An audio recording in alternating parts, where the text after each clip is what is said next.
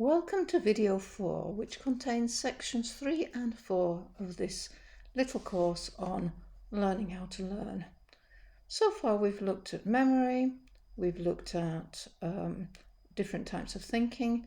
Now we're going to look at one of the biggest problems that people have when they're studying, which is procrastination. As you can see in the image, I'll find a picture for it later. And then we'll look about how to motivate yourself to avoid procrastination. So, how about you? How many ways do you avoid studying? You sit down at your computer, you want to study, but the temptation to do lots of other things is irresistible. Okay, this is very normal because procrastination is actually a very natural thing. When you see something that you have to do, that's an obligation, your brain associates that with something unpleasant and with something that you don't like. So obviously you would prefer to do something more pleasant. However, it may provide relief for a minute or temporarily, but in the long run it can be extremely negative because you keep seeing the studying that you should be doing but you've put off, and it becomes more and more difficult to start. So from being mildly unpleasant, it becomes a nightmare. So procrastination is a natural process because the brain, when it sees something that's a duty or an obligation, it associates it with fear, unpleasantness, or pain. Ways round it. First of all, to plan your learning. Plan your learning, as we've said before. Don't plan to do everything on one day. Plan to do small chunks distributed over a period of time. First of all, as Dr. Oakley says, eat the frogs.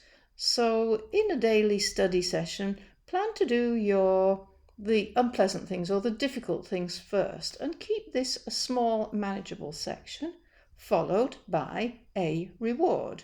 Reward is very important because the brain recognizes it as something that you can plan for. I could talk more about the brain, but that's for another video.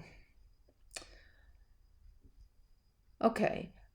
Avoiding procrastination is about building habits. So building habits can be positive, they can be negative.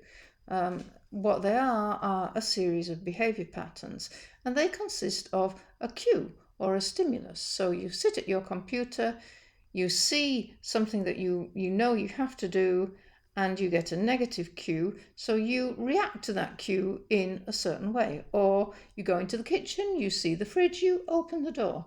Okay, so imagine that you're on your computer.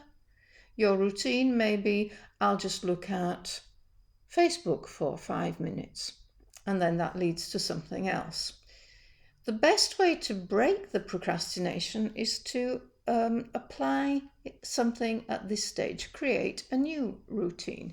So you know that instead of going onto Facebook, you're going to focus on your study for a certain amount of time. This should be followed by a reward, something to look forward to, so that you know that when you've studied for half an hour, you can go and have a coffee, or you can reward yourself with 10 minutes on WhatsApp.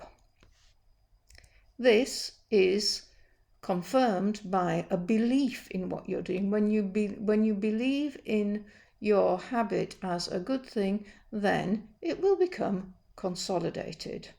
So when you plan your distributed learning, remember to plan in the things you have to do, but also the rewards and the positive things, like this one here, lunch and outing, go for a walk. And chunk your study as well into short, manageable sessions. The final part of this video is to introduce the Pomodoro technique, which has been around for a while, but is a way of doing just this. The Pomodoro, as you can see here, is a timer. And if you set it for 25 minutes and then it goes off, that is the end of your study session.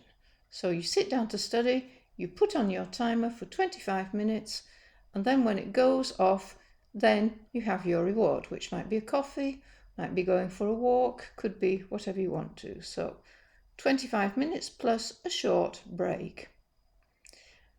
This may seem counterproductive because once you get involved in something you want to carry on with it, but having a short break allows your brain time to go into the diffuse thinking mode, which we introduced earlier on in a different video.